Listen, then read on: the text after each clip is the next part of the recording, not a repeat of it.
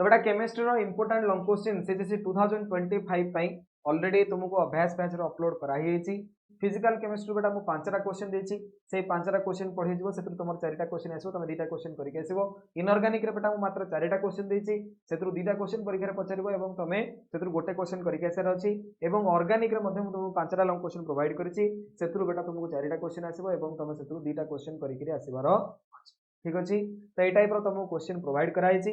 Total ऊपर बेटा 14टा question तुमको प्रोवाइड कराइछि।